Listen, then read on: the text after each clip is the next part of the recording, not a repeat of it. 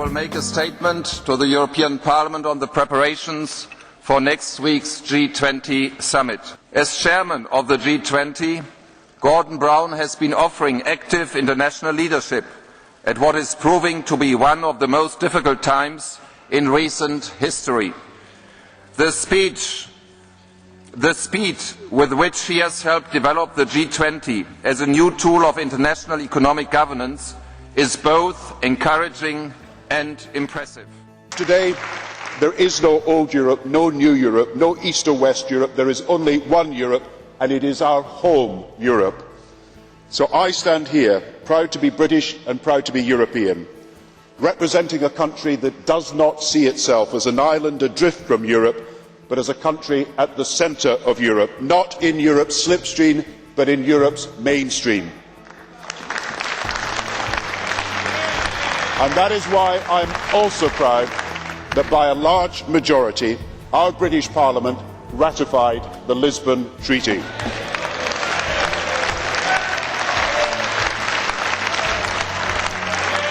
And I believe that we in Europe are uniquely placed to lead the world in meeting the wholly new and momentous challenges of globalisation ahead.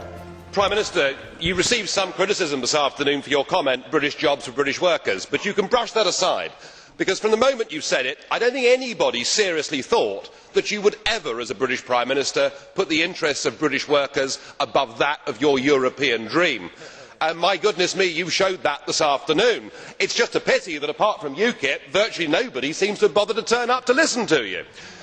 No, you're very popular here. You're very popular indeed, because within a few days of the Irish saying no to the Lisbon Treaty, you had rammed that treaty through the British Parliament, and you'd done it breaking a specific... You see, I said you were popular. You did it breaking a specific manifesto pledge that you would give the British people a referendum on the constitutional treaty. Shame on you, Prime Minister, for doing that. You have devalued democracy in our country. You have devalued the trust that voters have got in you as a British Prime Minister. But of course we know the reason why. The reason why is that we would have voted no. You said in your speech that none but those on the extremes oppose European Union. Well, that may be right amongst professional career politicians, but a clear majority of the British people want us to have friendship and free trade with the European Union, but do not want to be members of this political union. I want to discuss how we can build from a world which looks today unsustainable, unsafe and unequal, a truly global society which is sustainable for all, secure for all and fair to all. And let me repeat, I believe that the European Union is uniquely placed to lead in building this future. Will you now work to bring the United Kingdom into the euro in the post-recession period? I am also confident that perhaps after today you will announce the end of a couple of opt-outs, or even, as my friend Graham Watson said, announce the entry of the UK in the euro. Some of you will know that for many years I have advanced the case for a global Europe and for the economic reforms to make it happen. The initiative for a global response to a global crisis came from Europe. I will recall that both President Sarkozy and I went to Camp David to propose to President Bush a global response. But I have made this case so strongly in recent years precisely because I passionately want Europe to be leading on the world stage. Prime Minister, what a courageous speech. I see you've already mastered the essential craft of the European politician, namely the ability to say one thing in this chamber and a very different thing to your home electorate. You've spoken here about free trade and amen to that.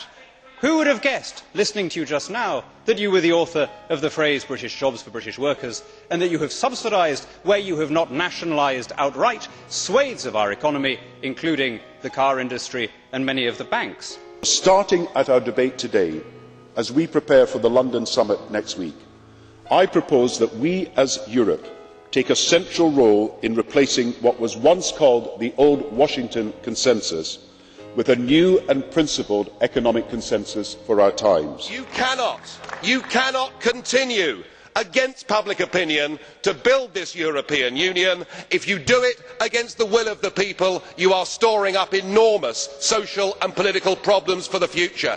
Please, please, let the peoples of Europe decide their destiny. Don't have it done in parliaments like this and parliaments like Westminster. It won't work.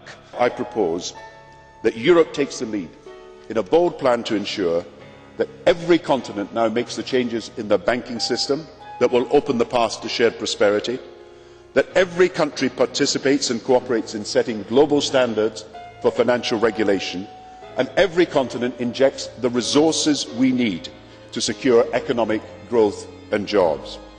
We need a European Financial Services Authority. We need also to reject all forms of economic nationalism and protectionism.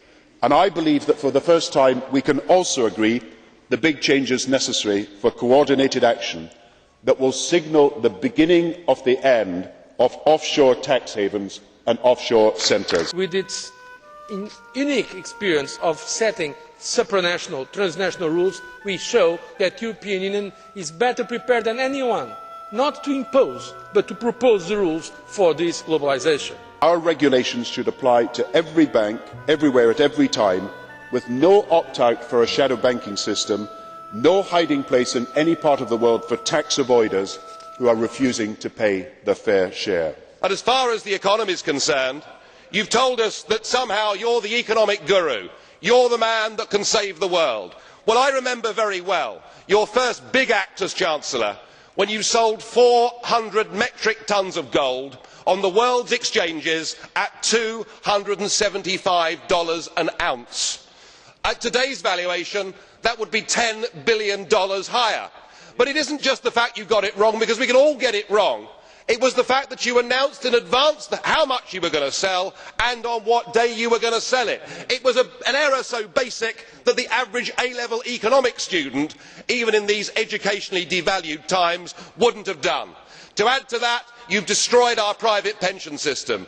You took away from the Bank of England its ability to regulate the banks and gave it to the tick-box bureaucrats at the FSA in Canary Wharf. And we haven't heard an apology. Your government has apologised for the Amritsar massacre. You've apologised for slavery. You've apologised for virtually everything. Will you please apologise for what you did as British Chancellor, and then perhaps we might just listen to you. Thank you.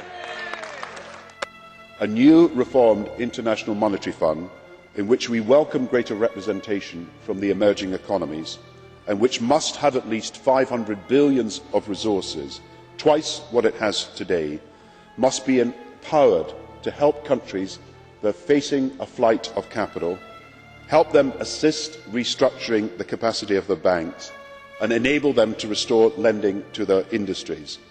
And so I want an international monetary fund that does not just react to crises, but prevents crises.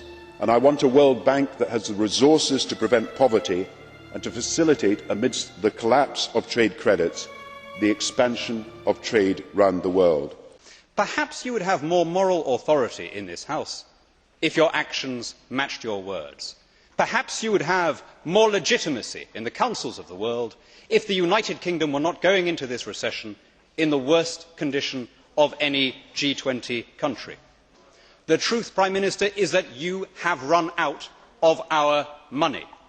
The country as a whole is now in negative equity. Every British child is born owing around £20,000. Servicing the interest on that debt is going to cost more than educating the child. And today I want to emphasise also that Europe and America can work more closely together. I talked to President Obama yesterday about what I want to talk to you about today, about a new era of heightened cooperation between Europe and America. Now, never in recent years have we had an American leadership so keen to cooperate at all levels with Europe. The European Union is moving. We will say it loud and clear in London so that we can be working together with our partners, namely our American friends. We want the others to move along with us. We need global rules to the global economy. So starting with the EU-US summit a few days from now, when President Obama comes to Prague, we can transform that summit from just an annual meeting into an unstoppable progressive partnership to secure the global change that the world now needs. Prime Minister, you cannot carry on forever squeezing the productive bit of the economy in order to fund an unprecedented engorgement of the unproductive bit. You cannot spend your way out of recession or borrow your way out of debt. And when you repeat in that wooden and perfunctory way that our situation is better than others, that we are well placed to weather the storm, I have to tell you, you sound like a Brezhnev-era apparatchik giving the party line. You know, and we know, and you know that we know that it's nonsense. Everyone knows that Britain is worse off than any other country as we go into these hard times. Tell me now so I know. Nice speech, Mr. Brown, but what are you ready to do, really? If you tell me now, then I know.